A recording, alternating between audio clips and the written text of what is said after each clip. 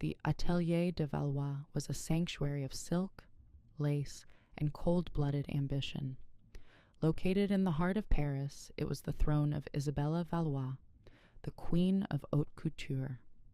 To the world, Isabella was a creative genius.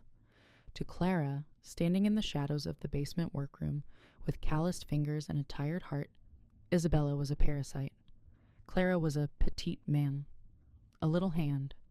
She was the one who spent 18 hours a day hand-stitching 10,000 crystals onto a single bodice. She was the one who understood how fabric moved, how a seam could change a woman's silhouette. But her name was never on the label. One rainy Tuesday, Isabella entered the basement, her red heels clicking like a countdown. She saw Clara's secret project, a gown made of iridescent silver silk that seemed to change color with the light. It was Clara's masterpiece, a design inspired by the moonlight on the Seine. "What is this trash?" Isabella sneered, touching the fabric with a gloved hand. "It's my own design, madame," Clara said, her voice trembling. "I call it the Lunar Veil." Isabella's eyes flickered with a greedy spark. She realized it was better than anything she had designed in a decade. "It's amateur. It's clumsy. And you use my silk to make it. This is theft." Isabella took a pair of tailor's shears from the table. With a slow, deliberate motion, she sliced through the delicate bodice. "You are fired, Clara. Leave your sketchbooks.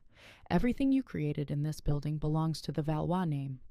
Guards, escort this thief out."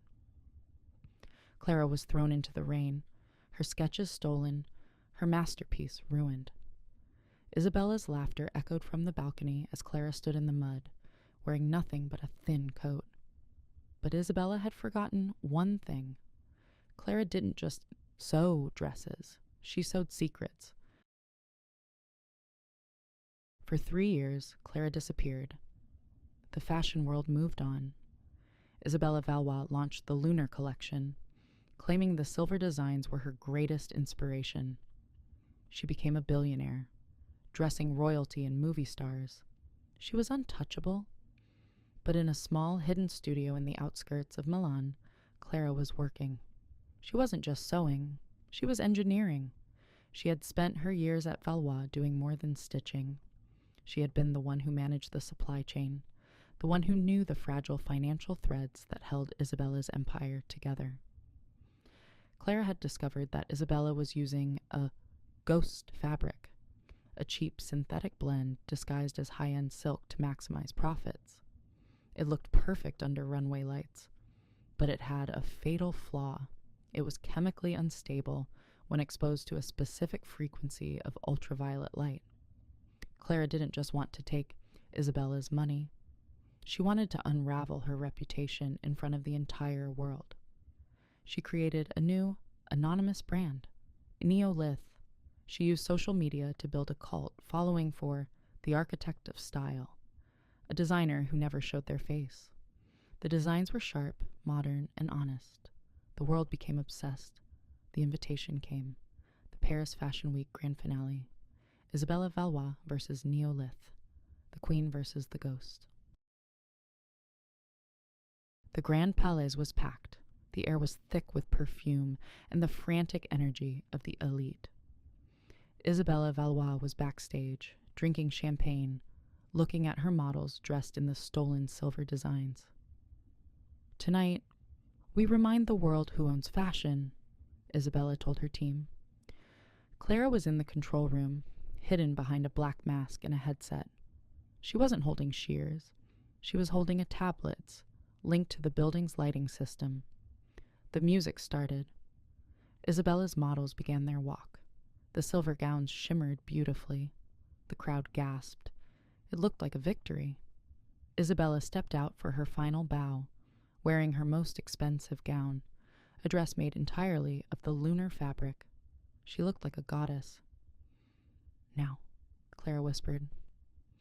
Clara activated the high-intensity UV floodlights hidden within the standard runway rigs.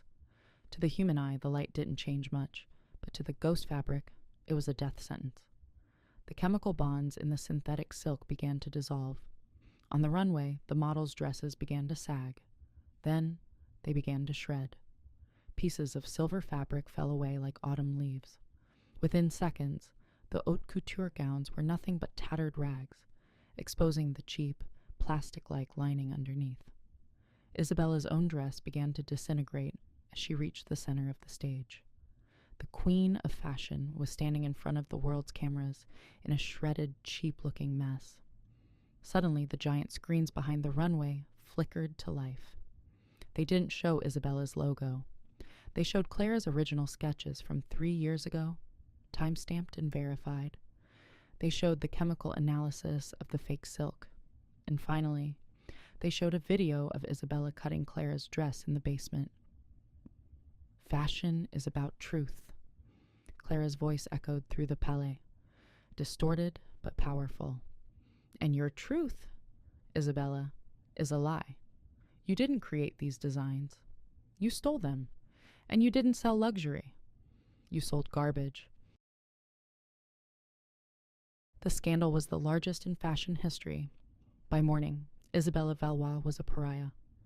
Her investors pulled out, her boutiques were boycotted, and she was hit with dozens of lawsuits for consumer fraud. Clara stepped out from the shadows. She didn't take over Isabella's house. She demolished it. She used her earnings from Neolith to buy the Atelier de Valois at a bankruptcy auction for pennies. She didn't change the name to Clara's house. She renamed it The Workshop. On her first day as the owner, Clara didn't go to the executive office on the top floor. She went down to the basement.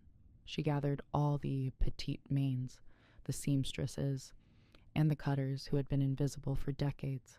From today, Clara told them, your names go on the labels next to mine. No more ghosts, no more lies.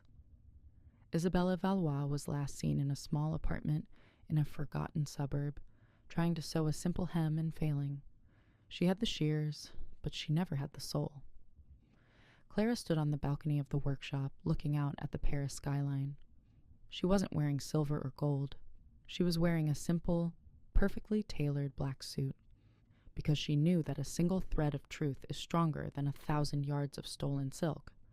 The empire was hers. The thread was cut. The story was finally hers to tell.